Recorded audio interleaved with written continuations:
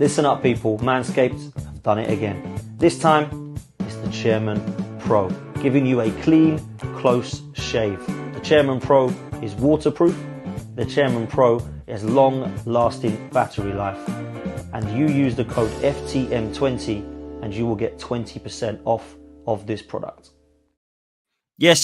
Big up, people. 12 man's back. The Arsenal roundabout is here. It's great to see so many of you here ready and waiting for this live show. Big up to the panel. We've got Kenny Ken in the house. We've got Brandon from True Gunners TV. We've got a gal from Regal's Talks Football. And we have got Northside in the house that is going to be coming over. He's just finishing up on his stream now. Please make sure you do me a favor and hit the like button and subscribe. And make sure you're doing the same for every single person on this panel. They all put out fantastic content. If you're a gooner, you need to be following these guys, man. That's why we put these panels together, to support the community. Please also support our sponsors. We've got two tonight. Manscaped.com. FTM20 is the code that you need for Christmas. There's still time to get Christmas presents, people. So let's go and check out what they're doing over there. They've got unbelievable products. And there is a great opportunity from our other sponsor, Reality Raffles. If you want to go to the Emirates, if you want to get a chance to go to a game of your choice, you could win tickets. Make sure that you do this, not just for Arsenal fans. It's any football game of your choice. If you're lucky enough to get into this draw for 99 pence, you will get 10% off of that price as well using the code FTM10, FTM10. The main prize is, of course, the football match day package, which is up to £500. So that'll be tickets and whatever you want to spend it on. And there are instant wins as well for £100 match day vouchers. So please make sure that you get into this. You've got to be in it to win it. 99p. It's an absolute steal, people. So make sure you do that. The link is in the description or pinned to this comments. All you need to do is click on it. It will take you straight there so that you can enter. Wouldn't it be great to get to the Emirates? Well, it would be good if we actually start winning and playing better. That's for sure. Let's talk about that, people. Look, there's been some unbelievable scenes today about this press conference. I just want to play the clip itself because a lot of people are saying, is he have a laugh? Did he mean it? What was he saying about it? So I want to let people know what their thoughts are on it, because there are some people that believe it was a joke. There are some people that believe he was serious. But I've got to be real. I've listened to it a few times now, and I don't actually think that he is joking. I think he's actually being serious. So let's see what you guys think. I'm going to have to put the sound up for this as well. So bear me 2 secs. And you've been in charge of Arsenal this week. You turn them into title challengers, but it's only that one trophy in your first season. Does this competition and where you are now with the home time, the quarterfinal, represent a big chance for silverware? Well, the Charity Shield as well twice, no? So it's three. Yeah. Let's get some reaction from it, man. Brandon, you're shaking your head, mate. It is rather embarrassing, in my opinion, if he is being serious. I think he's being serious. Doesn't look like he's joking. People are saying he's smiling and laughing after it, but he's smiling trying to be cocky, in my opinion. There's no way you can claim these Charity Shields as trophies. Let's just be real. They are glorified soccer aid games. They're pre-season friendly games. It's a great day out of Wembley. I love it. It's great to get one over your rivals, but let's just be real. It is not considered as a trophy. There are no managers that claim community shields or charity shields, whatever you want to call them, apart from, it seems, Mikel Arteta. Brandon, what can I say? Pressure's starting to tell, Dan. That's what I think. I think you're starting to see the pressure is starting to show, because to me, he looked like he was being serious. I know he tends to be quite jokey and quite, sarcastic in his press conferences. But the way in which he said that, the way he was quite quick to correct the reporter and what the reporter said, shows me that he's under a little bit of pressure here. He's feeling the pressure, and so he should be. But yeah, in no way should community shields be counted against your trophy haul. No way. As you said, Dan, it's a glorified charity game, mate. If we're going to start praising things like community shields and that, then maybe Harry Redknapp will be all right then, because Harry Redknapp, in his entire managerial career, won one FA Cup with Portsmouth and a championship promotion, first place with Portsmouth. However, he has won 3 soccer aids. So maybe he can add that to his accolades, yeah? Maybe we should give Paddy McGuinness a football contract because he's won the soccer aid 3 times. Maybe we should do that. You know, if that's what it's come to, and we're starting to rate glorified charity games now, then we're in big trouble. But yeah, to me, Dan, this is pressure is starting to show on that manager now. You know, he's talked a big game. He's gone through all this process. It takes 5 years, etc., etc. We've heard in recent interviews that he himself has said that Arsenal need to win a trophy. And right now, if we're being real, the way we're playing, we're not looking like we're going to win anything this season. So, you know, a bit like Ange Postecoglou when he come out and said, "I'll win trophies in my second season." That adds extra pressure to yourself. It adds extra pressure to the team, to the squad. And, you know, can he cope? I don't know. I mean, we see performances like at the weekend. Doesn't fill you with confidence, does it? Let's be real. You know, Everton, come on. You know, and this is the problem, right? Watching a large portion of Arsenal fans give their opinions on various different platforms. And by the way, this isn't aimed at anyone in particular, right? But watching large portion of Arsenal fans give their opinion on lots of different platforms this season has been like watching Phantom of the Opera, right? They're all hiding behind this fake mask of positivity when they know that things are just simply not good enough right now. You know, throughout the season, we haven't been good enough. We haven't looked good enough. There's been 2 games so far this season, maybe 3 if you count PSG, where Arsenal have looked like a couple of seasons. Aside from that, we've been very on with the fake positivity. Oh, you're back. A lot of these fans. Oh, sorry. You're back, Can mate. you hear me? Yep. Oh, I don't know what's going on. Hang on. Come out and come back in again, Brandon. Yeah, you can't hear us. Let me just come out and come back in, mate. I'll move to Kenny. Look, Kenny, I've got to say, just concentrating on what he said in that press conference, it was actually quite embarrassing. In my opinion, what did you make of it, bro? Because a lot of people are saying mixed opinions. He didn't actually mean it as a seriousness. He was trying to make a joke with the journalists. I don't know if I saw too many jokes there, and I certainly didn't see too many people laughing about it. So, yeah, what's your thoughts, bro? Oh, you're on mute, Kenny. I'm on mute again.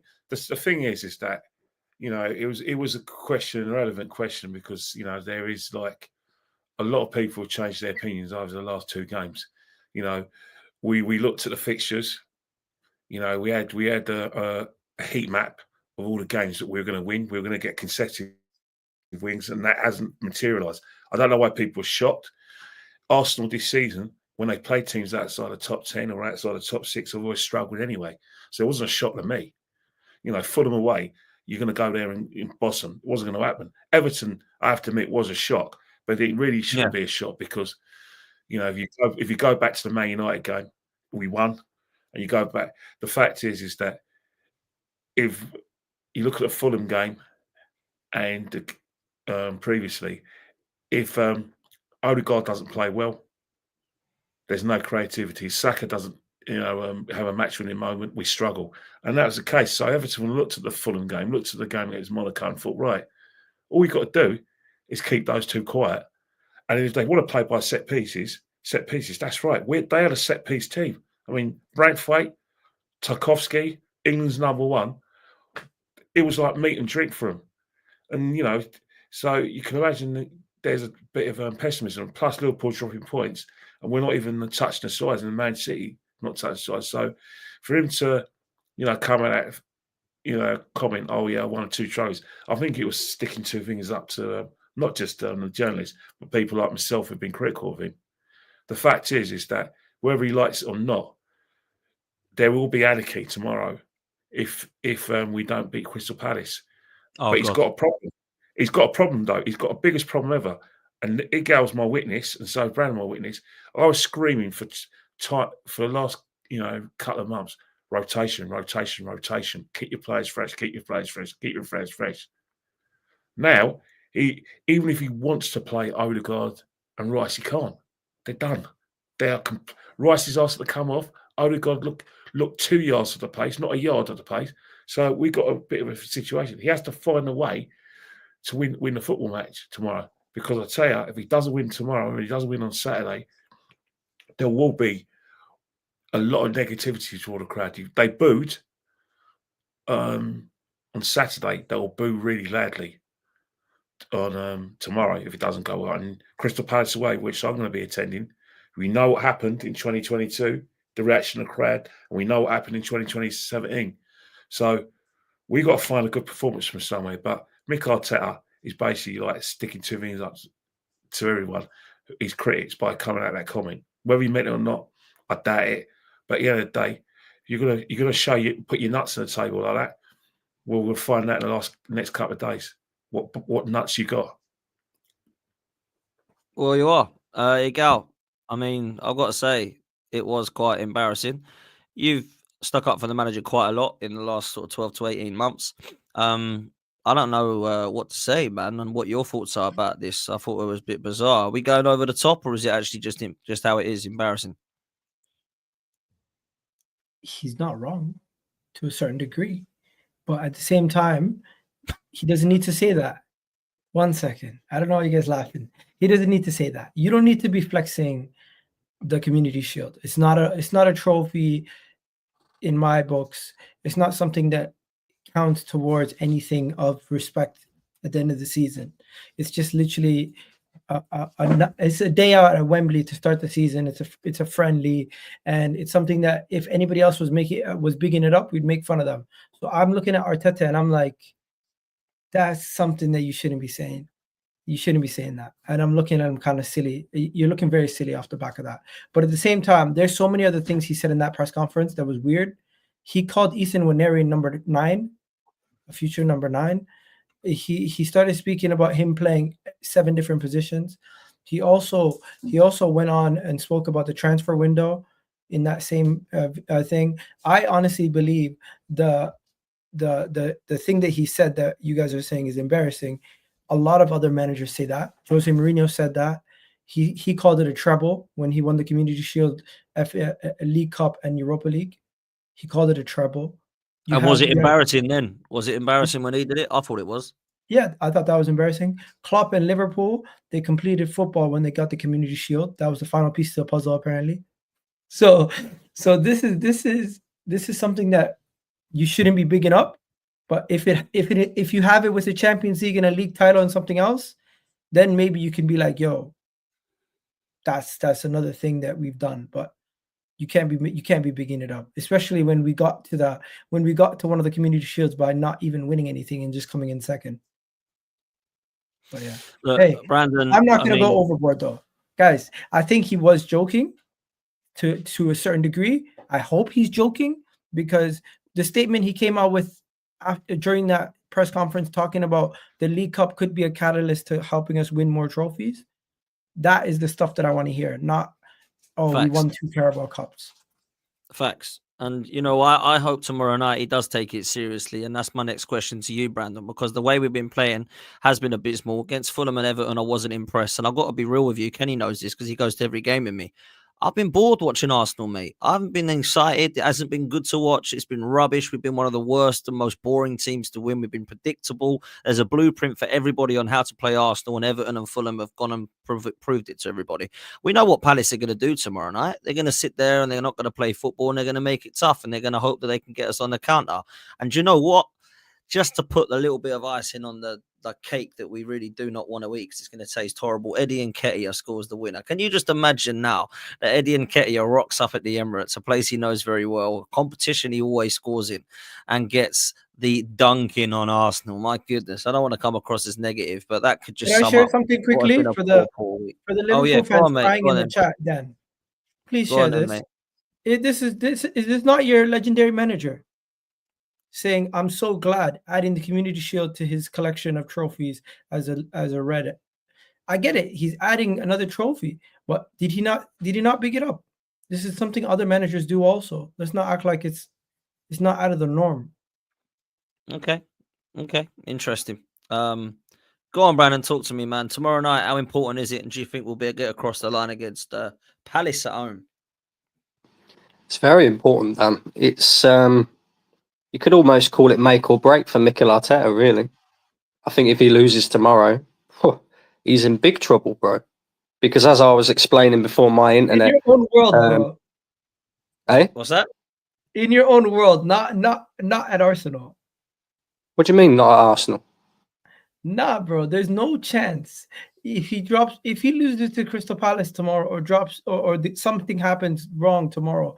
Yes, there's going to be more pressure on Arteta, but there's no chance he's getting sacked for getting knocked out of the FA Cup. Yeah, but this is the problem. We're getting knocked out of the League Cup. We're still one of the best teams in the Champions League this season. I think we're third or in the Champions League right now.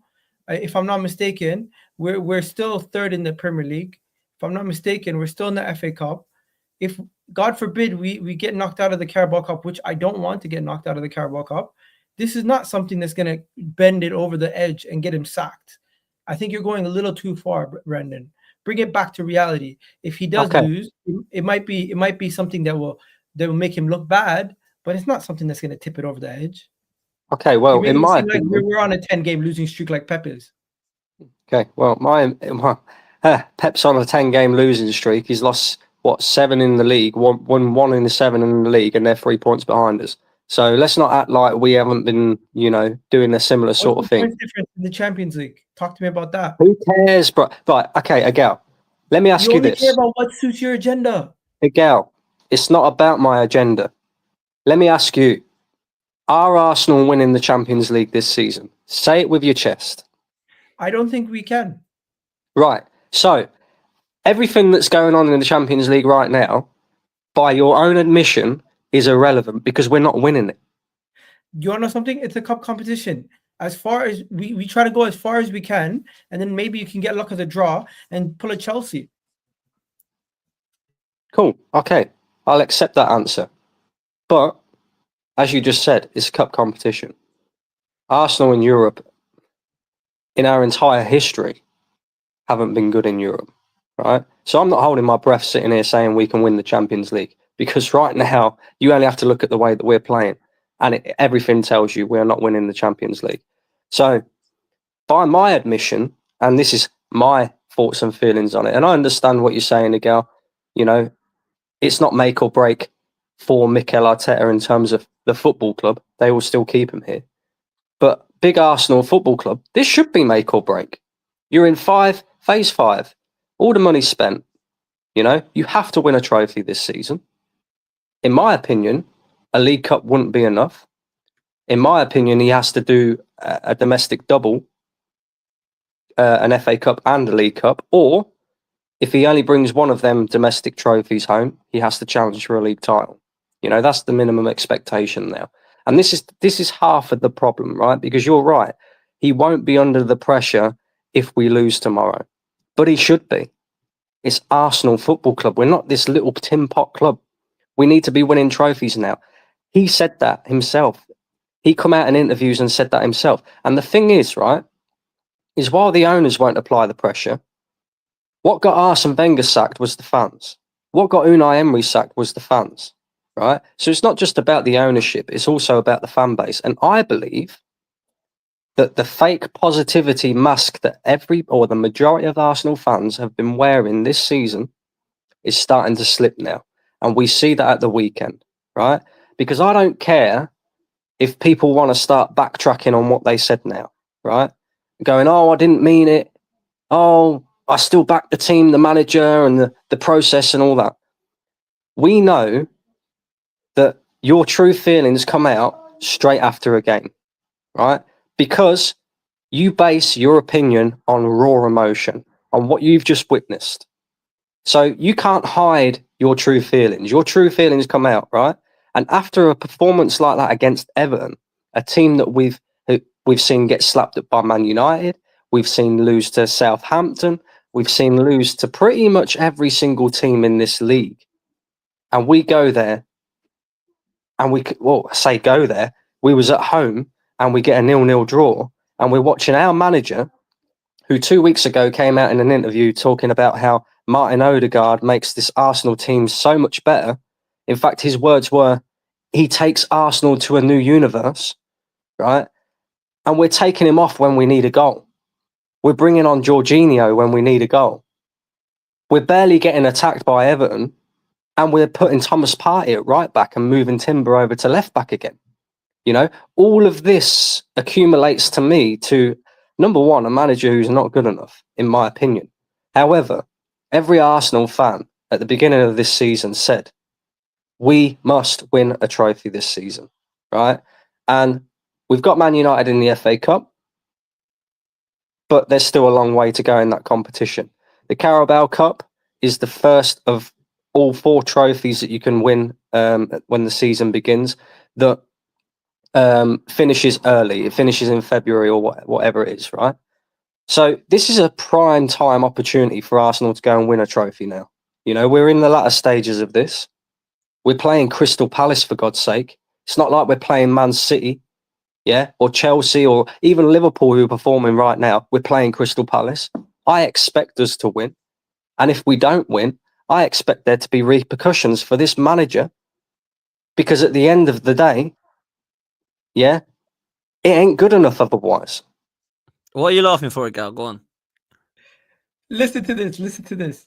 Listen to this. Your manager should be sacked for losing the Carabao Cup semi-final to Crystal Palace at home. Reason being, because we've been in 2 title races in the last 2 seasons and we didn't win it. Brendan, you sound insane. I'm sorry. The fact that you're saying sack him because of the Carabao Cup match is crazy to me. I think he, at least from you, I think you should at least give him the respect to say at least give him the rest of the season.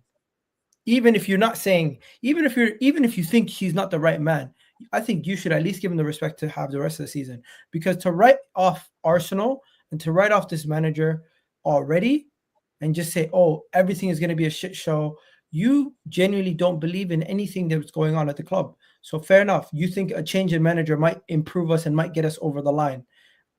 I can genuinely understand where you're coming from, but I just think if you put it in the perspective of the club, and you put it in the perspective of the direction the team has been going in, what on earth makes you think a loss to Crystal Palace in the Carabao Cup, December 18th, will make the club sack the manager?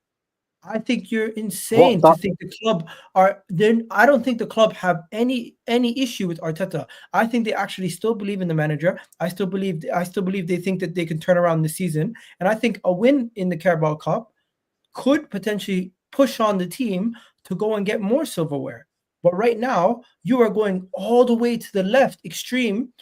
I don't think anyone at board level, anyone at the club level, anyone, I don't think a large majority of the fan base think anything like you. I think you're a minority of the fan base who think like you.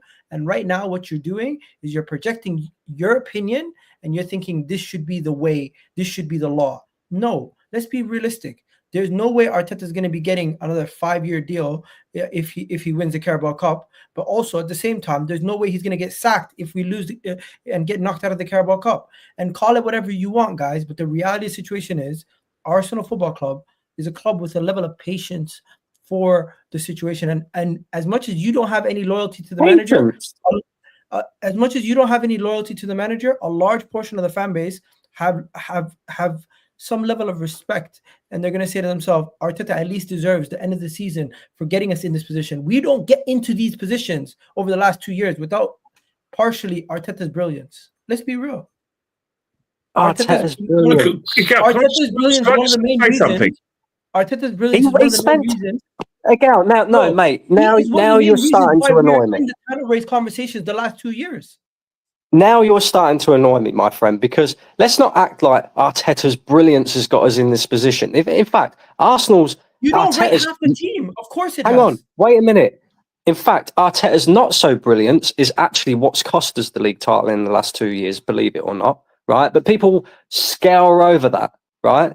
Because Arteta cost us away at at home to Aston Villa last season. It contributed towards us not winning the league. Arteta cost us in 2 games against Fulham last season.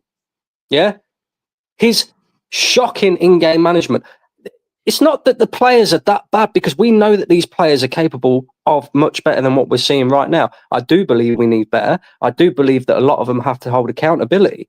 But again, Miguel, how can we just rush past this when we're looking at examples again like Everton at the weekend, where the manager, the team's not performing. The manager is not just there to pick the starting 11. Any single one of us can do that. The manager is there to win you points as well. More time often than not, I'm watching this guy cost us points. So yeah, he got us in 2 league title races. Well done. We didn't win it, right? There's also 3 other managers who are no longer in this league that got into league title races or finished second. Yeah, Pochettino, Brendan Rodgers, Ole Gunnar Solskjaer. Where are they now? Yeah, they're not in a top job in Europe or anything like that, because nobody rates them because they're not that good. Mikel Arteta is the same. Let's not pretend this guy hasn't been here for five years, spent £800 million, got every single fucking player that he wanted, right? And now he cannot get the best out of the likes of Jesus, the best out of the likes of Havertz, who had a purple patch, and now all of a sudden we're seeing the true self of Havertz. Yeah, he's killed players like Martinelli. Odegaard, he's bringing off. He's your captain when we need a goal. He's moving players left, right, and centre to accommodate injuries. What? And I should have more time and patience with this manager if he goes out of a trophy that Arsenal have an opportunity of winning. This is the problem, right? We have no example of this manager being able to win, apart from the first season that he was here, right? And he won that FA Cup, but did he win it with any of these players? Aside from Kieran Tierney and Bukayo Saka, and Martinelli, who wasn't in the squad for that game, who else was here when he won that FA Cup? None of them. So now that he's spent all this money, this is his own squad. We have no example of this guy being able to win. We have no example of this squad being able to win. We have a great opportunity of winning the Carabao Cup, and I shouldn't be sitting there calling for the manager's head if we go out tomorrow to Crystal fucking Palace. Are you for real? No, you can have whatever opinion you want, but it's not going to happen. But why shouldn't the rest of the fans feel that same way, Agal? This is the point. Like, I think Arteta earned the respect to at least be given the rest of the season, even if you guys disagree with me. At this moment in time, Arteta has what all the negatives you can mention. Some of them I might agree with you, but the main thing I'm saying is Arteta has earned at least the end of the season to deliver something. If you guys are one more question. Let me bring Kenny in, man. Can I just ask one more question? Can I just ask one more question? Fair enough. I'm not. Can I just ask one more question with you on your opinion? I'm just telling you. I genuinely believe the majority of fans would say Arteta at least earned the rest of the season before we go and jump to conclusions and say he's not the guy. He's Brendan Rodgers. Okay. Can I ask one more question? Quick, Brandon, go on. Let's say we get to the end of the season and he hasn't won anything. What's your stance on the manager then, Agal? It depends how the context of the season goes, but really and truly, if you don't win anything, context again. One second. I'm okay with moving Arteta on. I'm not really an Arteta fan. I'm an Arsenal fan first and foremost. So let's not act like I'm not going to still be here if Arteta's moved on.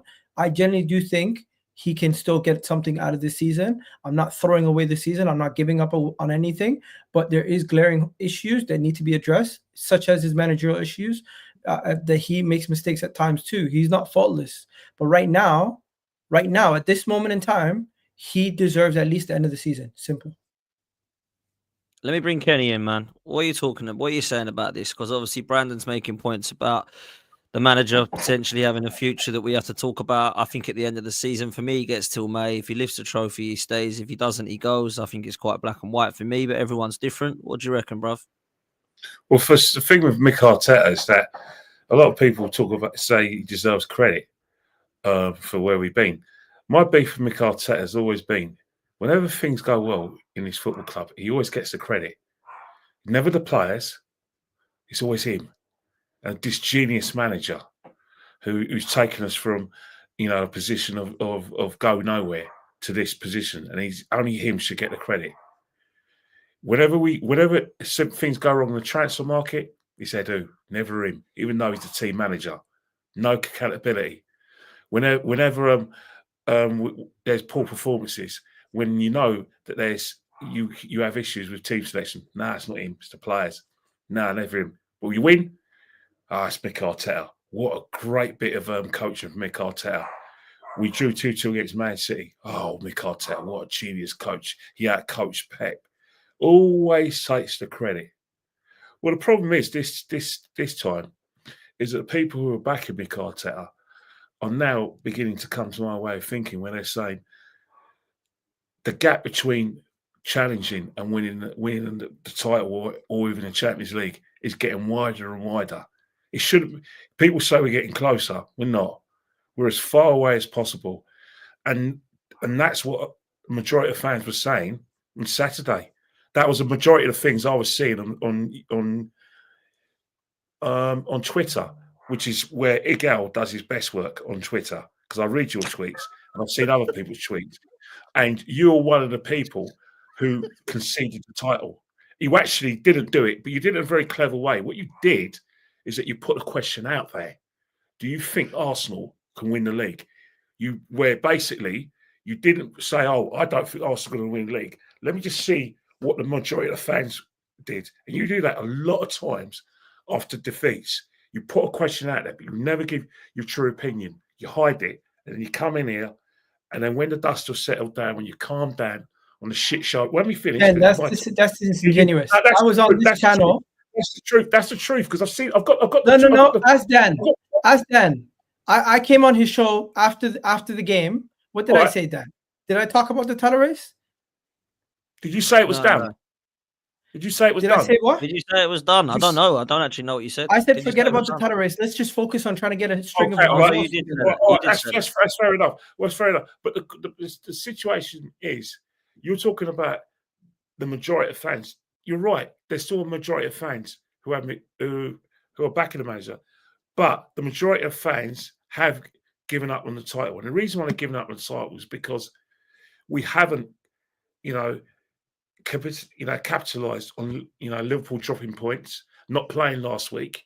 We dropped points against teams that we allegedly should be beating, but in reality this season we don't beat. We don't play well against. We raise our game against the top sides, and hence the fact that if you look at our records and our performances against the teams in the top six, they're very good performances. But you look at our records against teams like Leicester and Southampton, yeah, we beat them, but we struggled. And we've been talking about this on this show for a long time, and it's come and bit us up the backside. People say, "Oh, but it's only a draw." Yeah, but when Liverpool drop points, you have to win games. As simple as that. And then you've got another situation where, even though we've got more experience than Chelsea, they're the informed team. They're the team that challenging Liverpool. And you've got Man City, who can't even buy a win. I mean, anyone in England that thought Man City were going to beat Man United would have been off their heads if they looked at the last few weeks. As bad as Man United were, that was a give me from Man United. Because all they have to do is hit them on a counter attack, because they know that they play like Colts players at the moment, Man City, and they'll win. So that's another Man City defeat that we haven't capitalised on. And that is where the anger is. And that's why there are doubts about whether we're going to win a title, and doubts about whether this man could get us the line. And that's even his fans. And therein lies the problem. There's going to be a cut-off point. Maybe not at the end of the season, but definitely next season. If it carries on like this, then people are going to ask the question. You only have to look at the situation that happened at Chelsea in 2003, 2004. They had all those players like Mutu, Crespo, John Terry. Drogba was on his way. Cech was on his way. They had Carvalho coming his way. All these great world-class players. But another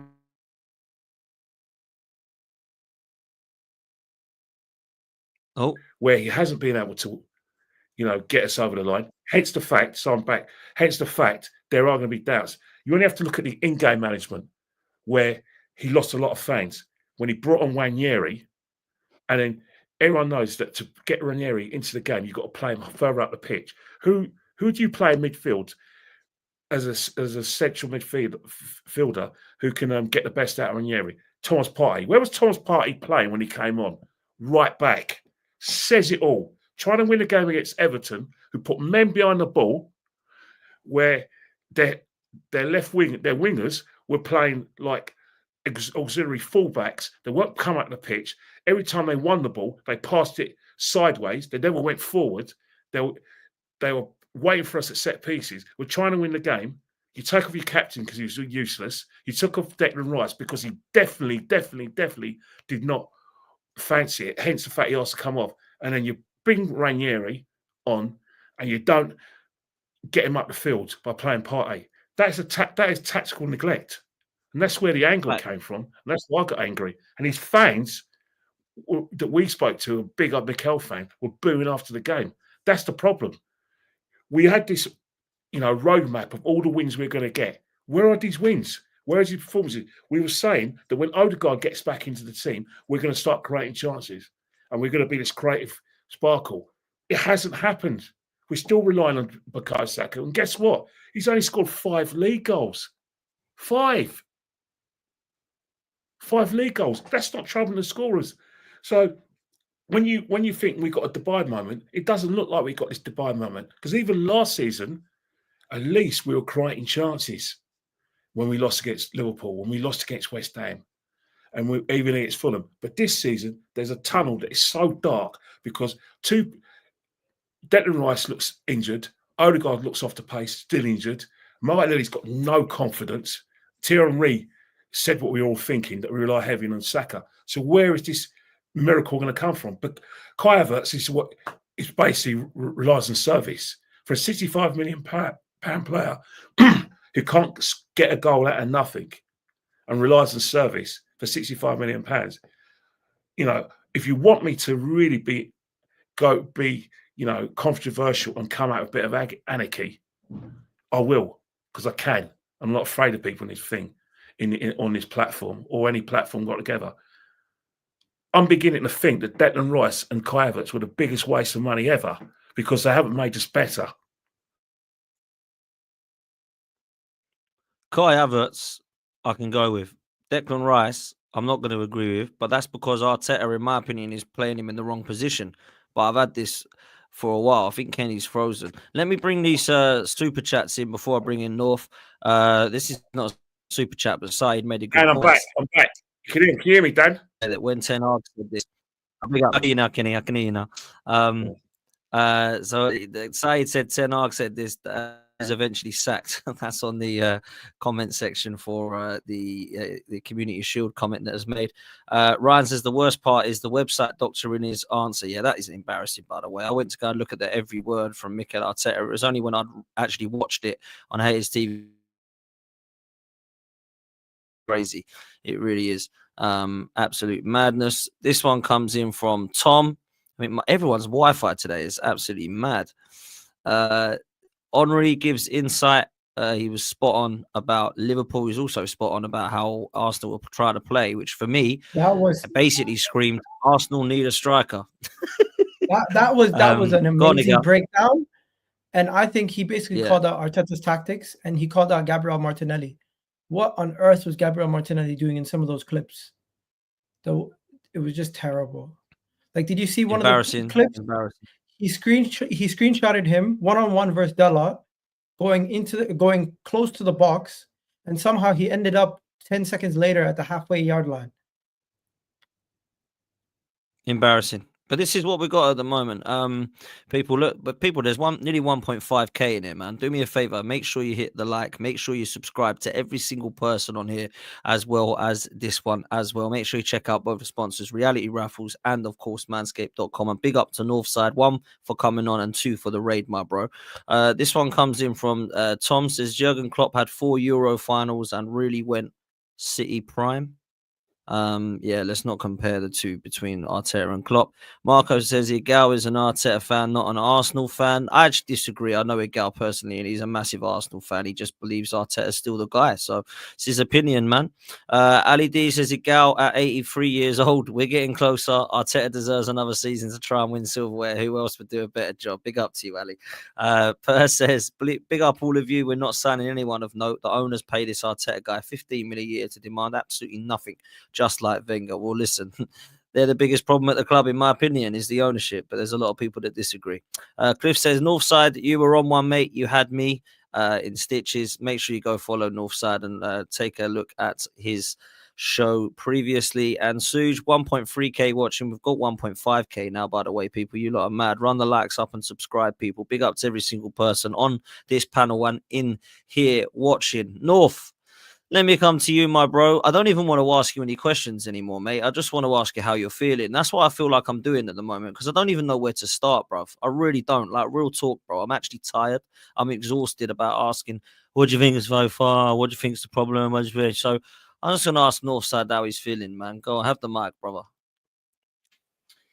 Yeah, I think it doesn't matter what we think. It doesn't matter what Igel thinks.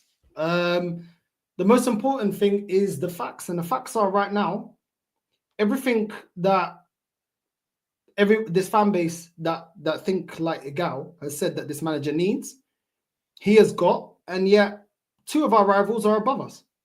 How is that possible?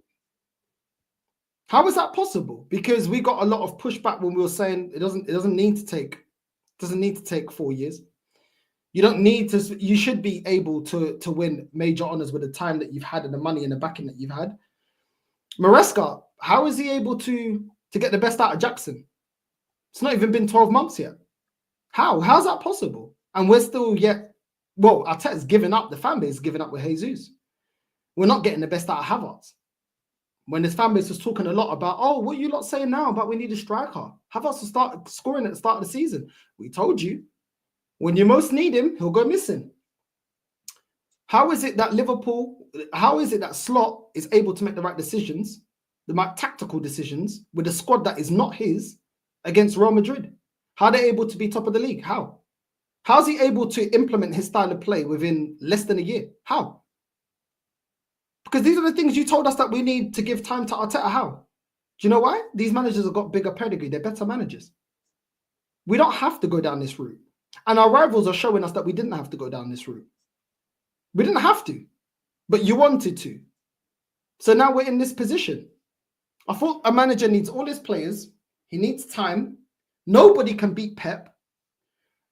Arteta is the best manager out there, really. Maresca's out doing him at the moment, and so is Slot. Pick your poison. Which one do you think is going to win the league? Because it ain't going to be us. So which one do you think? Chelsea or Liverpool? What's going to be the excuse?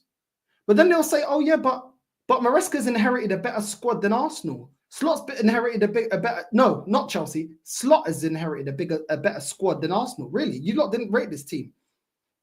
You didn't rate this team. And also, Arteta's had his team for at least the last 2 years. What has he done? Bottled league titles, bro. Do you know what I'm saying? Bottled league titles.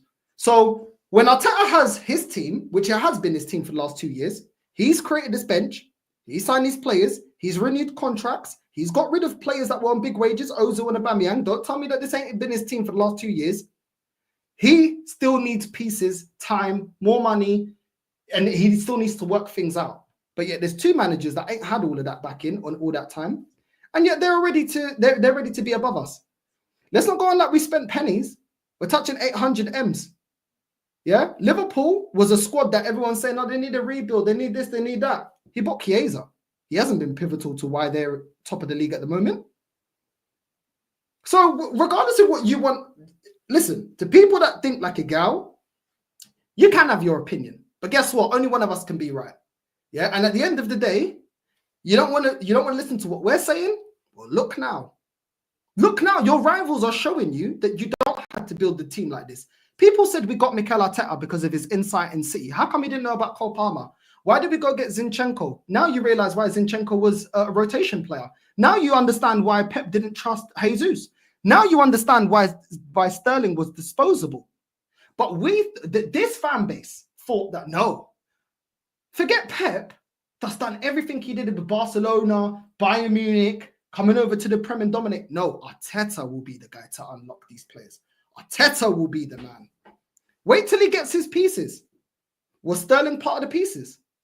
Was Moreno part of the pieces? Was Nuntavaj? When people said, wait till we get Champions League, well, we got Champions League and we got Miko Moreno. Does he look world-class to you? Because he doesn't to me. Does Calafiori look world-class? Because he doesn't to me. Man, we're like, but Arteta's learning. okay, we had Zinchenko that isn't a natural defender to play left back, and we went and got Calafiori that's better at going forward than he is defending. Is that learning to you? Is that learning? We needed competition. What was the argument before? Martinelli. You can't get someone on Martinelli because we can't sign someone on the left wing because you're going to stunt his growth. Really? Imagine if we only had Martinelli last season. Would we have been comfortable with that? Because Trossard had to pick up from Martinelli last season because he was so bad and continue in the bad form. Remember, they didn't want competition for these players because everyone was going to grow together. Everyone's going to be world class. Well, guess what? Nketiah's left. ESR's left. Charlie Patino that got gassed up by this fan base. Where's he? Nick Aziz was gassed up by this fan. Where's he? Rob Holding that can do a job. El Neni that can do a job. All these players we criticize, they're no longer here. They're no longer here. Guess why? I wonder why. Because they ain't good enough. Our best left back can defend, can go forward, and can score goals. Kieran Tierney is still better for the position that he plays than Calafiori and Zinchenko. The manager's learning. When we got Kivior and we said Kivior ain't good enough, well, I keep hearing, hold on. Kivior, in the summer, we were going to get rid of him. Didn't manage to get rid of him. Now we keep seeing links every day. That is the most consistent transfer away from Arsenal. Napoli are talking to him. We're looking to get rid of Kivior. I thought this guy was good enough. When we sat here, Dan, and we said, we've got rotation for the fullbacks. We have no rotation for the centre backs. No, we've got 20 different combinations for defense. Really? When Liverpool had a centre back out, they put Gomez in and still dominated. Man City still won their game. When we have a centre back out, we draw the game. That's the difference. Is Gomez world class? No, he's not. But they got a better manager. This manager bought Kivior. He didn't inherit him. He bought him, and yet he's not good enough. Alongside the other players that he's bought. Fabio Vieira, they told us. They thought they knew more than me. Fabio Vieira is a baller. You don't watch the Portuguese league. Unless you're Portuguese, you don't watch it. Fabio Vieira, where's Fabio Vieira now? Oh, he's back at Porto after all that hype. What happened to Havertz? Oh no, don't worry, he does more on the ball. Don't worry what he's going to do. Really? Where was he when we needed to go against? Where was he when we faced Inter? Where was he when we faced Bournemouth? Where was he when we faced Newcastle, Fulham, Everton? All these games we've dropped points. Where? This big striker that you tell us that we don't need, where is he? Because guess what? Just like Tesco, every little helps. We need to pick up points, not drop them. So you can talk to me. What happened to Odegaard? Oh, of course Odegaard performs in big games. Really? We told you he's inconsistent. We told you. But no, Odegaard, but look at the XG, but he turned up in this game. Bro, you have to turn up in every game. Not the selective games that he's had a good performance. You have to turn up in every game. You are the captain. You're the captain, bro. Oh, you can't turn up. But we're going to put the world-class tag. This is why you're not world-class. Because you don't turn up in them big moments. When I said which player is going to turn up in the big moments, I thought the capitulation would be at the end of the season. Wait till we hit the pressure cooker stage of the season, bro. Because this ain't even pressure cooker. We can't beat Fulham. We can't beat Everton. We can't beat Bournemouth. We can't beat Newcastle. We already know what these players are like when the pressure's on. But don't worry, because we were looking at Sesko. And now Arteta came out in the press conference, I think it was the last conference, saying, I don't expect to have a busy January. And now the fan base can't go back on that because they told us last season, you can't buy in January because it's too expensive. Nobody wants to sell. So why didn't you push for the club to buy in the summer then? Why didn't you, the window that you believe the club can make a difference, why didn't you push for it? But no, you allowed us, you didn't voice your opinion to say, no, we should buy in the summer. No, let's go into January where we've already set the bar that we don't buy in January. Really? So we're only going to realize again for another season, at the end of the season, we should have bought someone in January. We should have done this. That's what we do here. This, like Conte said, Arsenal history is this. The history is this. Yeah? We wait for things to go wrong because we want to argue with fellow fans when they're talking facts because you want to think about feelings. When we're 20 years deep and we can see where this club goes wrong, we're talking with our head, not with our heart. Of course, with our heart, we want Arsenal to win. But you have to think with your head. Logically, we are not prepared. And now you can see we're not prepared. We're bringing off Jorginho that they sold to us and said, oh, he brings a winning mentality. Where's the winning mentality? What, because he had one good game against West Ham? Where was he in the game after that? Where? I want to know. Because all these things, we're told we're so rude and we're so negative and we don't back the team.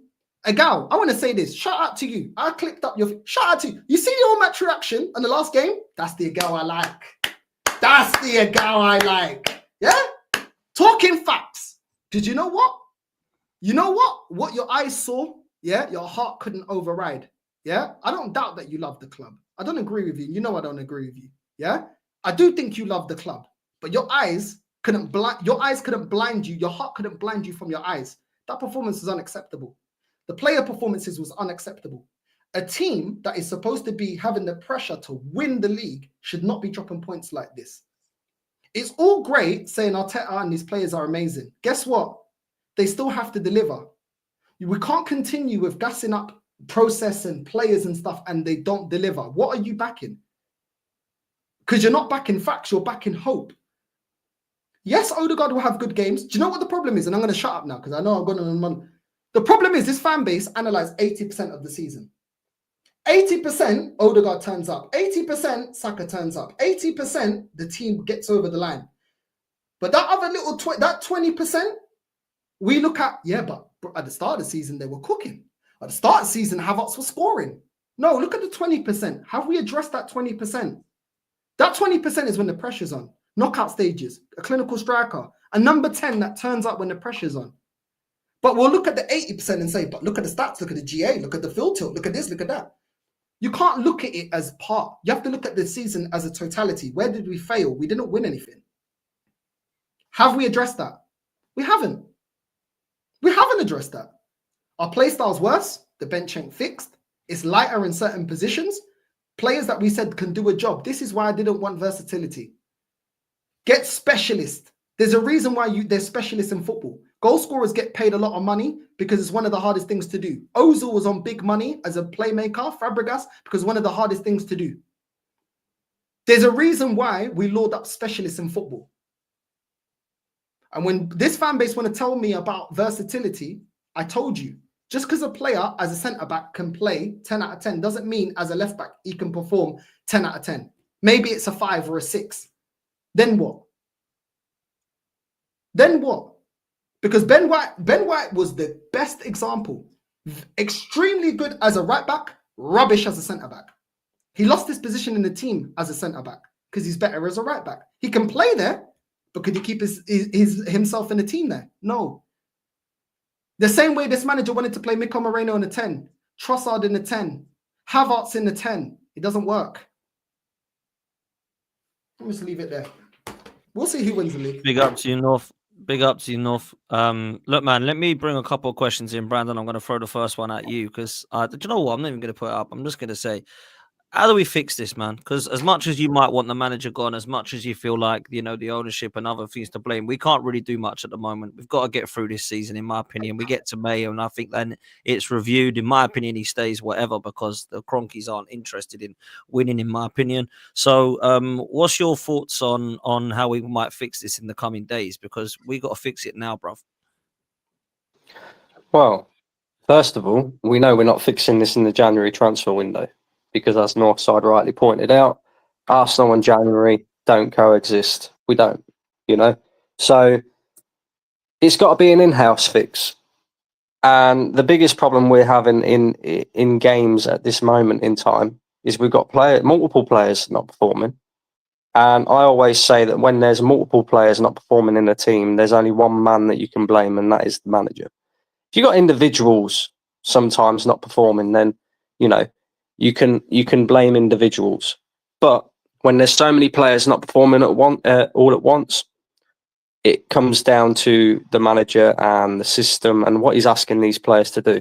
Now, as we've already spoken about, not just in the last couple of games, but this season, and really over the last few years as well, Arsenal have become far too heavily reliant on Bukayo Saka. How do we take that burden away from Bukayo Saka? How do we make it so that our attacking players are more threatening? You know, so that we don't have to rely on Bukayo Saka so often. I think our biggest problem in the last couple of games is Mikel Arteta making the changes in game, even prior to the game, etc., etc. He's affecting the balance of the team, right? Now, we know that this system ball requires a left-footed centre-back on the left side of centre-back, a right-footed centre-back on the right side of centre-back, right? But it all falls down for Arsenal when we go into midfield and when we go into attack. You know, we know that we're going to face low blocks. We know that these teams, we've gained the respect from these lesser teams in the league now, from what we've done in the past 2 seasons. You know, especially if you go back to 2 years ago when we was absolutely scintillating going forward. So he has to work out a way of breaking down the low block. And I don't think it's a difficult fix. I think he's got the players there to do it. He just has to balance the team a lot better. You know, I'll give you an example. Like I say, you have to have a left-footed centre-back on the left side, a right-footed centre-back on the right side. Why is he not doing that in midfield and attacking areas? Why have we got Martinelli playing on the left-hand side when he's right-footed? Declan Rice playing on the right-hand side of midfield when he's... left-hand side of midfield when he's right-footed. Odegaard playing on the right-hand side of midfield. Saka playing on the right-hand side of the midfield when they're both left-footed. You know? Everybody wants to cut inside, play in central zones.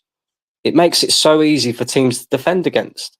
And then, you know, when you're not creating nothing because you've made it so easy for these teams to defend against you, because you're not stretching the pitch, you're not making it wide, then you become limited to requiring a link up between Martin Odegaard and Saka, or doing what we did against Everton at the weekend, which is putting crosses in the box to absolutely nobody. You know, so it's down to the manager to balance the team better. I think, you know, he needs to start instructing these players and giving them a little bit more freedom. You know, I'd like to see, if things are not working, I'd like to see him go, do you know what? Martinelli, Saka, you switch sides for 10 minutes. Let's see if we can come up with something like that.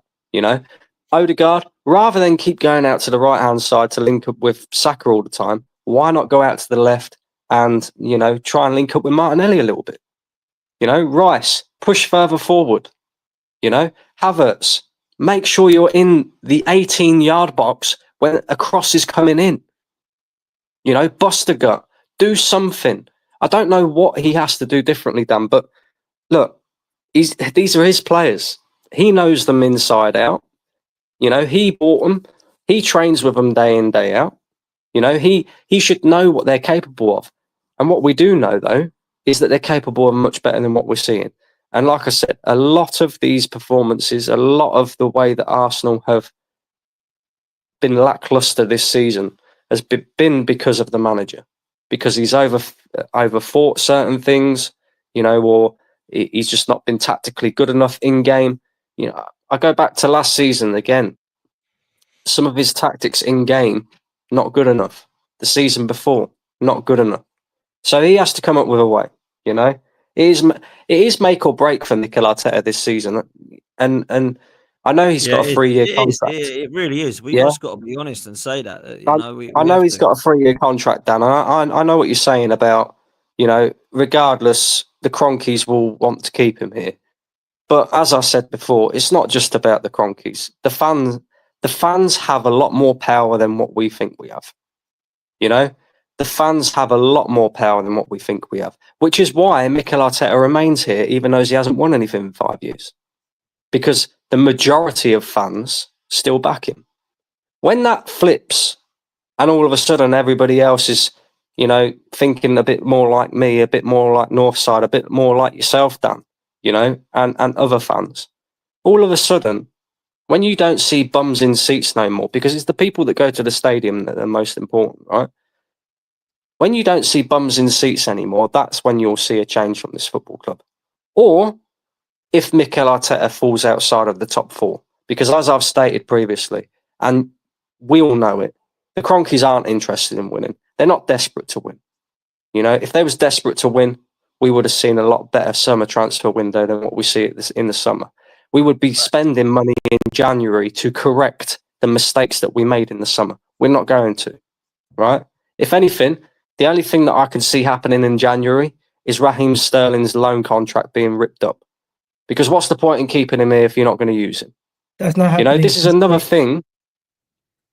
This is another thing, though, that makes me, you know, mad to a degree with some of the Arsenal fan base, because I look at this and it's so obvious that people have been catfished to me. It really is. You know, one of the things that we was told when Mikel Arteta first got the job, is how great he is with attacking players. He was credited with Raheem Sterling having the season of his life at Manchester City, right? A lot of credit went to Mikel Arteta because of that. So why is it that, number one, Raheem Sterling, yeah, okay, he's older now, he's past his best, whatever. But why is it that we're not seeing this guy at all, full stop, when we need a goal? And why is it that all of our attacking players, bar Bukayo Saka, is dying under this manager? And the reason that I believe Bukayo Saka is the only one who's performing is because Saka has individuality qualities. You know, he brings an individual quality that nobody else seems to be able to. And that's the problem with system ball. You know, everything's been made about the system now, not the player. How do you fit the system? You know, look at some of these players these days. Like, I wouldn't rate them as ballers if they was coming through back in the early 2000s, because they're not.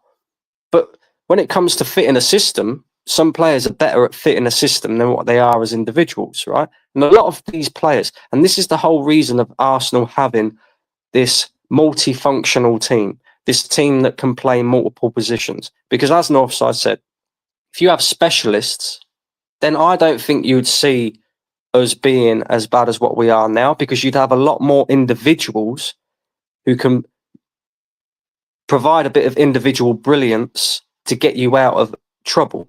Yeah, we only have one player with individual brilliance in that front line, and that's Bukayo Saka. The rest of them are system players, and if the system fails, they fail, and that's what's going wrong. The system is failing right now, and the manager has to fix it. Facts. Absolute facts. Look, Brandon, I know you got to shoot, my bro. Big up for you for coming on, man. I really appreciate it. And yeah, man, we'll see you next time. Make sure you go follow Brandon at True Gunners TV. Listen, last couple of questions before we come to a close. I wanted to touch on this one. Do you want Rashford at Arsenal? Because there's a lot of talk about it. I swear to God, if this happens in January, I am done with the owners, the board, and the manager completely. There is no way in hell I want us in the last 3 seasons to knock on the door of Manchester City and say, anyone you fancy giving to us? Yeah, Avzinchenko and Jesus. Then to the next window, knock on Chelsea's door and say, who don't you want? We can have Havertz and Jorginho and Sterling. And then we're knocking on Man U's door and saying, which one can you give us? Now you can have one of our castles if you want Marcus Rashford. If that happens, I swear to God, Igal, I am absolutely done, bro. Honestly, Igal? I don't want Rashford. I don't think any of you guys want Rashford. But let me ask you guys a simple question. If we can't get anybody in January window and we bring in Rashford, is that an improvement? No. Really? Rashford's not better than Martinelli or Trossard? He's not, no. And he's got more of a mentality problem with the pair of them as well. You know what? I understand that he's only going to be coming to London to chase snow bunnies at times. But if he plays football, he's going to be better. It's true though, Kenny. If he comes to play football, he's better than Martinelli and Trossard. Simply from that perspective, I would entertain it. But the guy I would go to Italy and go get Lookman. But they're in a title race. It's not going to be easy to get Lookman. Go get Liao. He's going to cost 80, 90 mil. Kvaratskhelia, Get him in the another summer. 90 mil. Look, These are all Miguel, summer transfers. if What you could don't we get do the, in January to improve? well, you're not Well, going to there's get three anyone in players January. that got release clauses: Osimhen, Gyökeres, and Nico Williams. They've all got release clauses. I'm not Just saying unrelease them. Rashford's the guy. I don't think anybody here saying Rashford's the guy. But No. is he better than Trossard and Martinelli? Yes or no? We don't know. We don't know that on the We basis know this he's season. better than those guys. No, we know that on footballing ability. We know that on footballing ability. But the problem we've got with Rashford, my beef with Rashford, is if My you're only not beef with him is hungry that enough. he's chasing snow bunnies. He's not. I hear what you're saying, but the fact is, he's playing at the biggest club in the world. No matter whether they're turmoil or not, if he can't shake a leg and show any sort of hunger and desire at Man United, he's not going to come here and think that he come here. Because if he's not going to shake a leg there, what makes you think he's going to shake a leg here? You could talk about that Mikel Arteta might get a shift out of it. But Look the at problem is, Sancho. Look at Sancho. Look at Sancho. Look at Sancho. Maybe He went to all right, Chelsea, Sancho. and All right, with Chelsea pulling up signing, trees. what if Chelsea signing full time? Is he going to perform?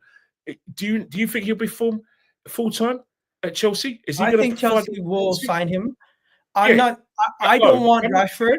I am not on team sign Rashford, but I'm simply saying in a January window that's difficult, if we can't get anybody, this could be a potential incoming signing that could improve us.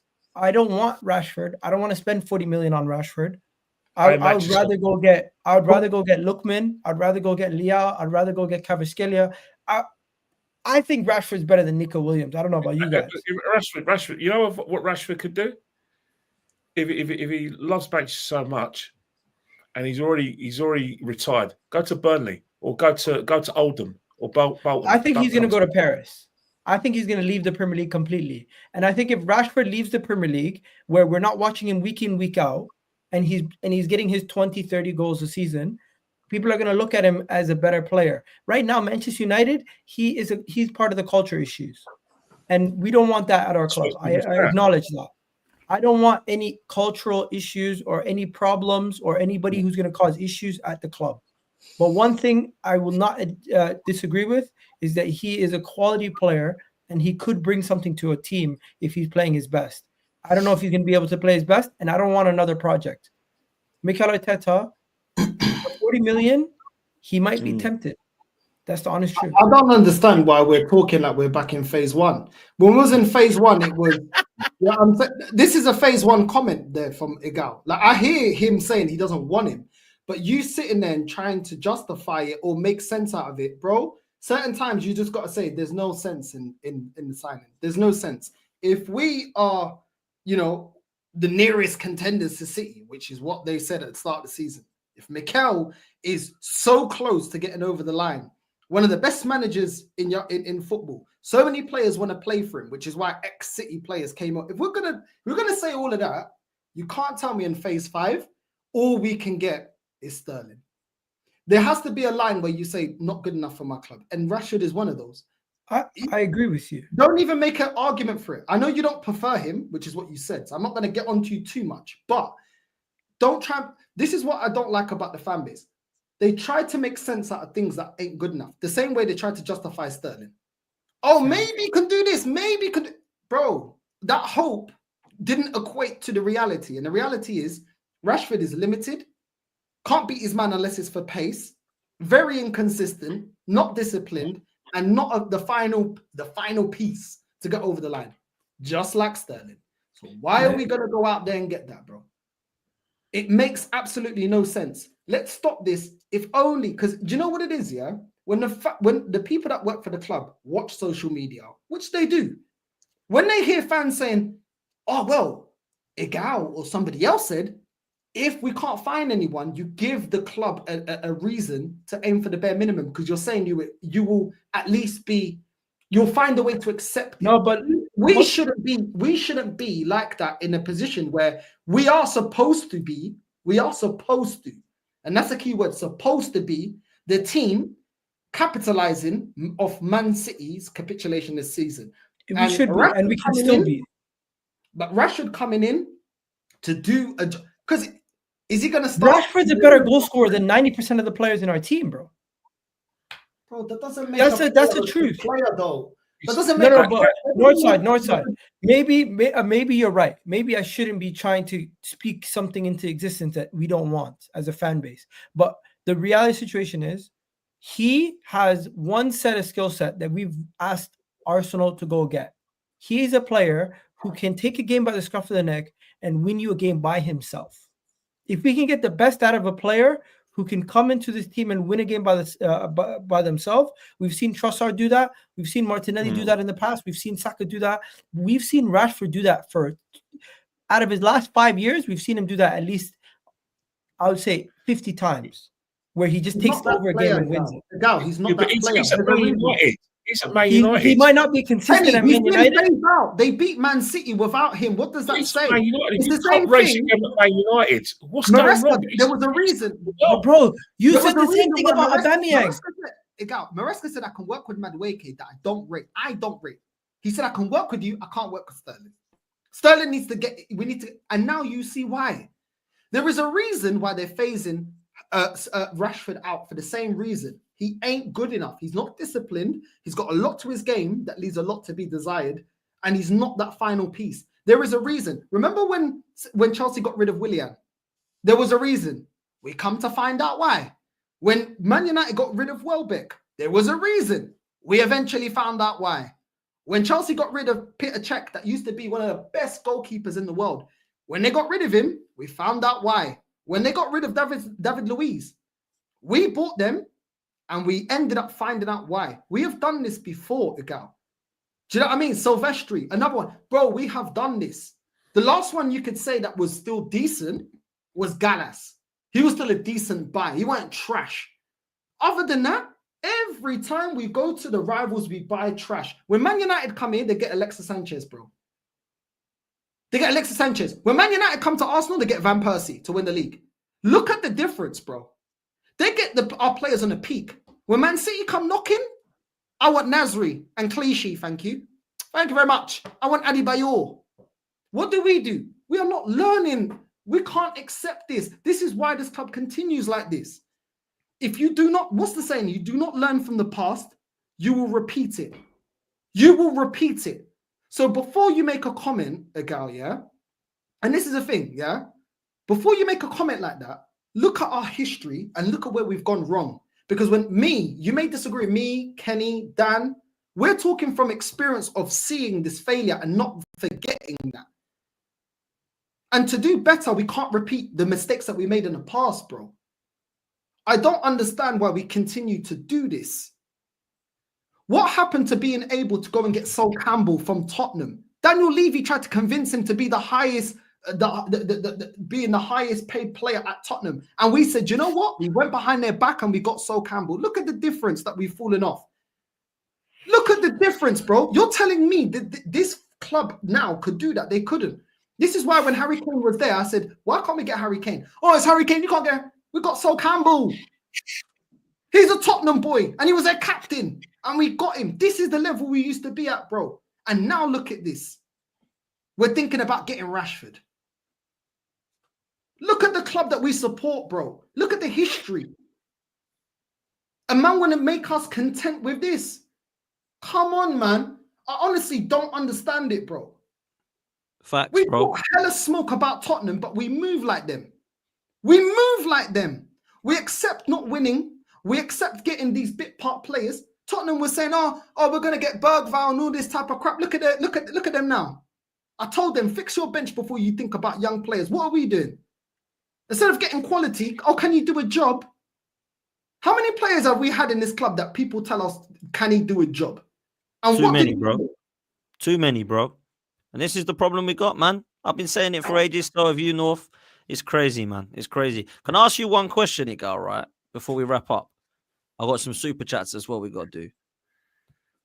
If we win the league, would you praise the board and the ownership? Because I don't think you would. I think you would praise Mikel Arteta.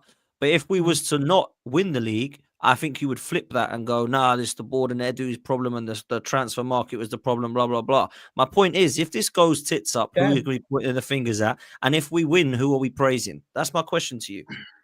Dan, I've said it, I think a couple times now. I'm holding the board accountable for transfers. I'm holding Arteta accountable for transfers. I'm holding him accountable for his own man management.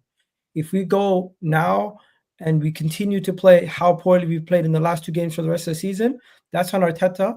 And I'm not stuck with Arteta being the man. But I do believe there's a little bit of an overreaction over 2 draws. We're still undefeated in 8 games, and we can still get ourselves going. I'm not going to be only pointing at the board or these guys, because I think Edu's already gone. Who's there to point the finger at? Richard Garlick? Like, I can't. There's no more people to be Arteta to hide behind. It's on him. If he doesn't get this team competing by the end of the year for in all competitions once again, there's going to be a situation where you're going to look at him. You're going to say, hey, is this team underperforming, or is he underperforming? Because we have one of the best defenders in the world in Saliba. We have one of the best attacking players in Saka. We have Odegaard and Declan Rice, who we highly rate. Gabriel Magalhaes, who's highly rated. We have a good enough core to be better than Chelsea, to be better than Man City right now, to be on par with Liverpool or even better. I don't think our squad is that far off Liverpool's squad, unlike some people, because of course their attack's better than ours, but we're better in the defensive and midfield, in my opinion. But yeah, I'm not looking past anyone but Arteta. Dan, if I've said it numerous times, certain people finish above us. Arteta needs to be looked at differently. Who are those people? Maresca and Slot? Yeah, because they've come into the league and they've overtaken him. So now I don't think there's any chance the season ends tomorrow and Liverpool and Chelsea and Man City are all finishing above Arsenal. That's not happening. And in the world that we finish fourth, that's a big statement, bro. In a world where Arsenal finishes fourth, best believe heads are gonna roll. Well, I tell you, let's hope that if we finish below Man City still now, for Lord have mercy. Let's bring you super chat. Do you not agree with me though? No. I don't think. I think we'll finish above Man City. Even if we win the Carabao Cup, I think we'll finish above. I think we'll finish above Chelsea and Man City and come second behind Liverpool. That's what I think we'll do. And I think if we win the Carabao Cup, some people might say, you know what, he won a trophy. Let's keep him for another year or two. Lee Gunnar himself even said that. But I've kept myself at one level. We have to challenge for the league, and we have to challenge for the Champions League. All these other domestic cups are great, but they're the side dishes. They're not the main course. We need to be starting to go for the main course. Do they give him time, does it give him more time if we do? It definitely will give him more time. But at this moment in time, let's be honest. You guys wanting the manager sacked, if we have a couple bad results every couple weeks, is not going to change Arteta's beyond an end. What it's going to take to get Arteta sacked is for him to be in a top 4 battle come the end of the season and not a title race. Is he in a top 4 battle? Outside of the top 4. Is he in a top 4 battle now? That's what I'm saying. Because if we get up the league, he's in the top 4 battle, surely. Because the majority we're not in the top 4 battle. We're still 6 points off the title. I'm not still saying 6 points off the title. Yeah, but the majority of fans have conceded the title, so that means we're on the top. Not the players, though. The players would still believe they can get. You know what? Can I be real? Can I be 100 with you? If we don't win the league, I couldn't give a toss where we come. Like, real talk. I honestly don't care. Nah, Dan, come on. If we finish 5th, you're gonna be saying, "Get this guy out." I've had 15 years of saying we've got to finish in the top 4. I'm sick and tired. I know, but if we win the Carabao Cup and finish 5th, you're gonna keep him. No, I would not keep him. No, I would not. I don't care. I'm not talking about what he wins. I'm talking about where we've got to challenge and win trophies. That's why Ten Hag had to go. Because if it's just about winning wherever we come, we've got to challenge this season. If we don't get to the second to last game of the season and we can still win a title and he hasn't brought a trophy, I'm getting rid of the guy. See you later. Listen, I've said this year is make or break for Arteta. I said it in the summer. I gave him one more summer to improve the attack. He didn't do it. We're moving like Liverpool. We're moving like friggin' Tottenham in the transfer window, saying every year, oh, next year we're gonna improve. Next year we're gonna improve. What the hell is this? It's a merry-go-round. And a certain Patrice Evra said it's Netflix. He was right. The guy was sitting facts. No Arsenal fan wants to hear it. But I'm not going to sit here every single show and be negative and overly criticize every single aspect of the team because I still believe in this team. I still believe in this manager, and I still believe we can turn it around. As much as it's looking like doom and gloom right now, guys, we're third in the Champions League. We're third in the Premier League, 6 points off Liverpool. It's 15. It's 16. Is it 16 games or 15 games into the season? I forget. 16 games? Yeah. 15, 16 games. There's still another half of the season. Calm down. Don't go and bounce your I've heard this so many times, bro. I've heard this so many times, bro. 1 second. We're undefeated in our last 8 games. We're undefeated in our last 8 games. Yeah, but I know we dropped points in our last 2 games, but we're undefeated. Egal, what you're doing, right? It's like you know what you're doing? It's like a bottle of nuts. It's like a bottle of Nutella, right? And then once all the chocolate's finished, you're scraping off the last bits because you don't want to throw the Nutella away. That's all you're doing. You do this every week. It hasn't improved, and there are genuine concerns about how we're playing. We're not being negative. We are reacting to the crap we've seen. I haven't said sack the manager. You know I don't want him here anyway. But what I'm trying to say is there hasn't been any sign of improvements when we thought there were improvements. We haven't won the games that we thought we were going to win. We had this easy running, and so far we dropped points during this easy running. The player that was going to make us creative again hasn't made us creative. He's not fit. The player that was meant to be an upgrade on Partey, who we spent £105 million on, only to find out that Partey was better anyway. This is what we're dealing with. This is what we're dealing with. We're not being negative. We're reacting to bad performance because when we win, we will acknowledge it. We're not going to say, oh, yeah. And that's what we do. We're fans. We acknowledge good performances, but we have to deal and do a debate with what's going wrong. And there are genuine concerns of how we're playing at the moment because we don't see a debate in us at the moment with the way we're playing because all the things we should be doing, i.e. capitalising on Liverpool's drop points and them not playing, we haven't done it. We're not capitalising. I see the guy around the corner. I see it down the sides. You sit around the corner, but I can't. I'm glad you can, and I wish I could see it like you. But right now, I said that. I wish I could be more like you, Gal. I wish I could, man. I admire it. I don't know how you do it. I don't know how you do it, bro. I really don't. You just sit there, calm down. It's all good. Calm down, chill, everyone. I've actually studied this. I think it's the fact that I'm from Toronto and I supported some shit teams in my life. I have a lot of patience. Of patience, bro. You have an amazing amount of patience. The Maple Leafs haven't won a title since 1967. Okay. Yeah, but this is Arsenal, though. Let me close these super chats. Bro, I think the way we think as fans in football is slightly different. We are entitled to a certain standard to where we believe our team is going to win the league every year. We demand trophies. I don't think anyone can say their team is entitled to win the league every year. Let's be real. We should do it. No, but there's 6 teams. There's 6 teams that think they have the divine right to win the league every year. And let's keep it 100. Let's keep it 100. Well, let's keep it 100. Arsenal. Bro, you want to know something? The honest truth is, the honest truth is, you're the first one.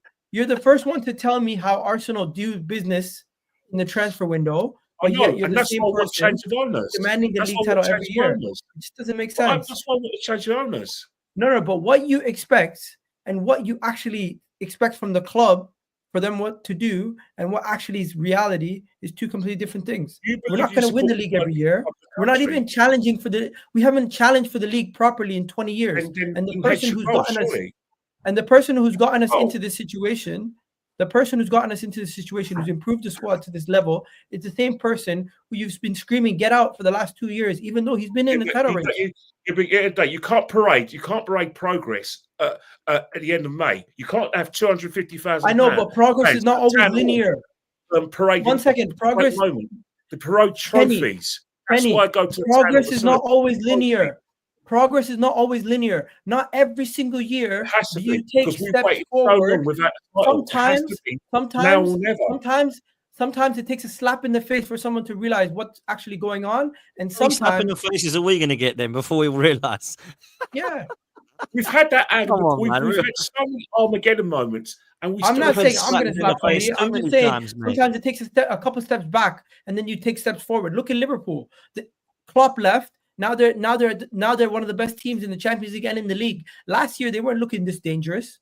2 years ago they weren't looking this dangerous. We get an upgrade on All of a Arteta, we start sudden, winning then. all of a sudden, Arsenal draw 2 games, and we're the worst team in the world. It's fucking nuts. No, come on, you know full well it's been worse than this. You know No, but full Kenny, well. you don't make sense. You Okay, don't what make happened in sense. all right, Newcastle. Explain this to me. 1 second. Newcastle and Bournemouth. What happened there? Explain this to me, guys. Somebody explain this to me. You demand Arsenal to win the league every year, but when it comes to January and the summer transfer window, but when it comes to the January and summer transfer window, you believe that every single year we're going to leave ourselves short. So in one breath, you believe they're not going to do what it takes to win, but every year you're demanding them to win. I have a solution. Realistic.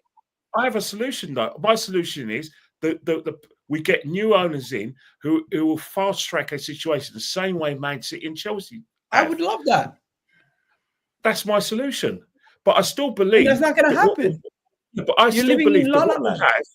All right, I still believe that as an Arsenal fan that supports the third biggest club in the country, we should demand that we should win trophies every year. Because if we don't demand we win trophies, then we shouldn't be supporting Arsenal. We should go away and go and support Portsmouth or Plymouth. Because at Arsenal Football Club, there's only one thing that matters: trophies, trophies, trophies. And you want to know something? There's too many fair weather fans. There's not too many diehard fans who actually will be there and stay in the mud with us. There's a lot of fans who came. There's a lot of fans who came out the woodworks. No, let's keep it real. You guys. Agal, were you there with me when my family were cooking me because we keep bottling league titles? Were you there? No, hold on. Talk about there's too many fans that ain't there in the mud, yeah? Yeah? Let me talk to you, yeah? MSN message. Hold on. Let me just land my point, yeah? You weren't there when I was getting cooked in a barbecue. You weren't there when I was getting cooked in my grandma's living room. You weren't there when I was going to Portugal, just trying to have a nice holiday, getting cooked, yeah? And everything they said about this club was facts. But what does that have to do with Hold on. You weren't there when I had my Nokia and I had MSN Messenger and I was getting cooked because this club still weren't being successful. You weren't there when I first got my first BlackBerry, yeah? BlackBerry Curve. And I was getting cooked on BBM pin because this club ain't doing what needs to be done. Yeah, you weren't there when the iPhone first came out and I got my first iPhone. I was getting cooked on that as well. You know what I'm saying? You weren't there when I was getting cooked on MySpace. Do you know what I'm saying? There's a lot of fans here that have been through a lot of crap with this club, yeah, and still remain supporting this club. Do you know what I'm saying? And we've had enough, and we have the right to have enough. We have a right to have enough, yeah? Because at the end of the day, yeah, 20 years doesn't mean that we feel like we have to win every year. But if this club is as big as you say it is, which it is a big club, yeah, 20 years shouldn't be acceptable. And it isn't acceptable. We can't on one breath say we're big Arsenal, we're bigger than this, we're bigger than that, we're the third biggest club, and then 20 years is acceptable. 5 years with the backing this manager's got. Acceptable. 5 years with the backing this manager's got, and you look at the signings under Wenger when we was paying off a stadium, yeah, and he had better players, better IQ. Nasri is better than the midfielders we got. Alex Song is better than the midfielders that we got. Fabregas is better than the midfielders that we got. Alexis Sanchez is better than any winger we've got right now. Absolute game changer. Will change it by himself with a toxic squad. Aubameyang in a squad that everyone said is a toxic, negative squad that we had to overhaul was the only one scoring goals. How? We didn't have a creative spark then. Nobody liked the team then. We've been through the mud with this club. Then this club is taking the piss. That is a reality, bro. This club is taking the piss. And the difference is, back when I started supporting this club in the 90s, yeah, this wasn't acceptable because we understood the club that we are. There's no surprise that as soon as the majority of the fans accept everything, oh yeah, it's okay not to win, we don't win anything. Because it wasn't the mentality when I first started supporting this football club. Yeah, there was a reason I started supporting this football club. We played the best football in the league. We won major honours. I've seen 3 Premier League titles. I've seen a double. Yeah. Why should I accept this? We're spending more money now. Wenger didn't have the money that we had right now. Where did we get Adebayor from? Where did we get Van Persie from? Where did we get Diaby from? Yeah. Injuries effed him up. He was quality. And now this manager ain't even got the problems that Wenger had. Wenger was losing his best players all the time in the last 10 years. Yeah. Wenger's another different problem. But what I'm saying to you is we was comfortably getting in top 4 and winning the FA Cup, and we had better player ID. So when we're spending more money, I expect better results, which is get over the line, because you're not losing your best players every flipping year. You're spending more money. So how come you can't achieve better than a washed out Wenger, which was the last 10 years, couldn't win me a league title? Why? The excuse before was paying off a stadium. We ain't paying off a stadium now, are we? The Conkeys bought that, paid the rest of the money. I think it was like 200 M's. But I can't expect that. But I grew up on that. And my club's a big club. My club ain't a small club. My expectations is based on the club I supported. If I supported Willstone Raiders, then you could talk to me. I support Arsenal Football Club. Davids, this guy's a weirdo. Sorry, man. Couple of my mods probably aren't on it. I'll get rid. Man, listen, I've got to be real. I've got to be real. There's a few super chats I need to do, and I need to respect the people. Please keep the chat respectful, please. Dear me, it's Arsenal football, for goodness sake. Let's not get personal. Ricky says he hasn't earned one more season. Every year of failure pushes Saliba, Saka, Gabriel closer to the exit. Di Matteo joined Chelsea mid-season and won a Champions League. Tom says Salah has over 50% of Martin's assists, 19 in 3 years. Is that true? Bloody hell. That's unbelievable. Wow, that probably is true as well, by the way. I like Odegaard. I've actually one that actually does like Odegaard, but yeah, that's fair play when you look at those stats. This one comes in and says, you don't understand. You need Chilwell to unlock Havertz and Sterling. Come on, lads. Only 30 million for our neighbours. Look, see, even Chelsea fans are laughing at us. This is what it is. Man United are the same, trying to give us Rashford because they know that we buy the rejects from other clubs, man. It's got to stop. Sue says, if we claim the Community Shields, when are we going to claim the Free Emirates Cups? Since 2022, 6 trophies in 5 years. Give Arteta another contract. Yeah, man, that's actually outrageous how that was. Big up to Matty, man. Southern Gunnar. Ledge, I need to get you on him, my bro. Don't look for January to solve our problems. We've got players on ultra wages that need to be off the books, and most linked players are not leaving their teams based on their situations to come. The January has to be something happening now. It doesn't sound very nice. I must say, you have to get Matty on because, like Yeah, I go on. said, you'll love him. He's good because on the Monday night podcast that we do with Jez, he's brilliant on there, absolutely brilliant. No, I'll get Matty on, man. Next time it's happening, man. Big up to you, bro. I agree with you about January, by the way. It sounds as if Arteta has said that he doesn't expect a busy one. Apparently, the Cronkies don't either. Shock, surprise. Ilya says, bruh, trying to talk to someone who said only 2 Madrid players get. Yeah, Igal's held that as L there. Let's not go into that. That was so ages ago, man.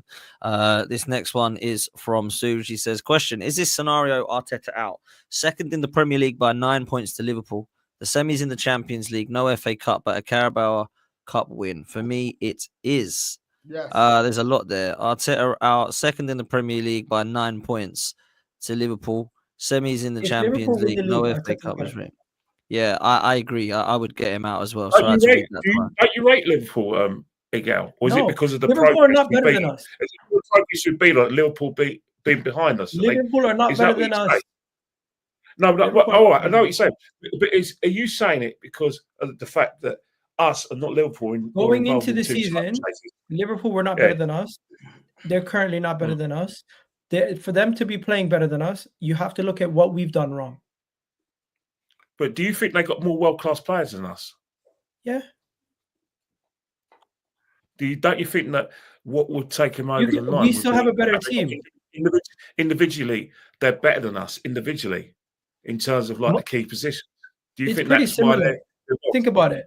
They have more experience. Mo Salah over Saka, Van Dijk over Saliba and Gabriel. But really and Liverpool do have a better squad than us, don't they? They don't have a better squad than us. They have better attacking players.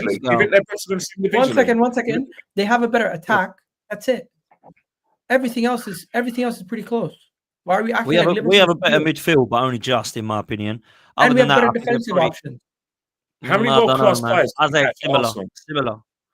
Hand on heart. That's an irrelevant point. You could have more world-class players and still be a better team. I'm just saying in terms of match winners because it's been like mused in the last few Liverpool days. have a better 11 maybe, but we have a better squad. I believe that. Liverpool have a better goalkeeper. They have two in defence that are world class, in my opinion. They've got Salah, Trent and Van Dijk. I think Konate is an absolute baller, by the way, as well. Salah is ridiculous, and I think their attack. I'd rather have Jota than Havertz and Jesus. I'd rather have Diaz at the moment than I Martinelli. don't think and it's that Trossard. far apart though. Their players are currently on form, so we're gonna say that. Don't forget, a couple weeks ago, people are calling Darwin Núñez a donkey. They're making fun of Luis Diaz not being able to shoot. Hussam yelling at his camera every day. Graven Birch was being called Graven bitch last year. Let's not lie. These players. Our midfield is better, but it ain't levels. I don't think it is. It is better though, but it ain't levels. I'm not too Thomas Partey in it. concerned. He's got Thomas I'm not Partey too in it. concerned about. I'm not too concerned. This team is going to stay up there. Everyone's going to drop points. We just need to get ourselves running. We need to start getting ourselves getting Who's some results. Who's winning the league for you at the moment, Egal? Right now, it looks like Liverpool and that at this moment in time. But the league's not done. It's nowhere near done. There's going to be way more hiccups. Okay, interesting. Listen, people, we're going going to to talk about it though. Me and you are going to be on my channel hopefully soon. We're going straight over there now. I'm going to redirect. It's already set up. So me and Egal are going to continue this conversation on Egal Talks Football. So please make sure you stay tuned, people, because it's going to continue and it's going to get heated as it always does. Big up to Kenny and, of course, the Northside LDN. Make sure you go over to Northside. Northside LDN. I enjoy myself. I'd rather do that than watch EastEnders than watch the sports personality. One thing is, though, look out for me on Saturday because I'm in near the front row at Selhurst Park. And I always say, if we score, you don't want to be around me. Dan will tell you. Very Dan, true, you man. going to the game? Very true. I'm going tomorrow. I'm not going Saturday. Saturday. I've got a bad neck and I don't want it to be broken by Kenny. Do you know what I mean? I ain't going on Saturday. But yeah, no, I'll be there tomorrow, man. You going Brentford away? Not sure yet. I'm still trying to sort it out, but potentially not. Depends how we're playing. I can't be. If we're playing like this, I probably won't bother, Kenny. I can't even lie to you. I've been that bored of watching us. It's just like I could actually save some money and maybe. Come on, a day out with me is better than anything. I do. Do you know what? That's the only thing that keeps me going. Is me and my dad get to spend the day with you. Like, do you know what I mean? I just put my dad in the middle of me and you now, so that he break. It's his. You know you had a good time at Chelsea way. Watching me get a babyish ice cream in KFC. That was the funniest thing ever, man. Do you know what's mad? When we scored that goal, like my neck actually nearly broke because I was next to Kenny, and we didn't even count. It was Havertz's goal. It was offside. So after all that, it didn't even count. So yeah, mental. But anyway, listen, big up to you all, man. Stay tuned. We're going to head over to Egal now. Make sure you go and follow Northside LDN, True Gunners TV, and Kenny Ken on Instagram. And make sure you've hit the like and subscribe. And please do get involved with this opportunity. It's a great opportunity. Reality raffles. Click on the link in the pin comment now or in the description. It's 99p a ticket, and you can get to the Emirates. Or, of course, a game of your choice. Karina Mason. Nice to meet you, Karina Mason. We've met a few times. I remember that, and it's nice to meet you. And yeah, because I know where I've met you. We've met you around on the way around the Barnet area. So yeah, I do remember you. So yeah, shout out to my good friend Karina. And Karina, also, big up to you. There was a guy in the chat who said that no one digs up Declan Rice. I do. Kenny Ken does. Trust me. Trust me. Listen, people, that'll do us. Kenny, you're a legend. Northside, you're a legend. Make sure you stay true. We're going over to Egal's now. Big up to all of you. We'll see you next time, people.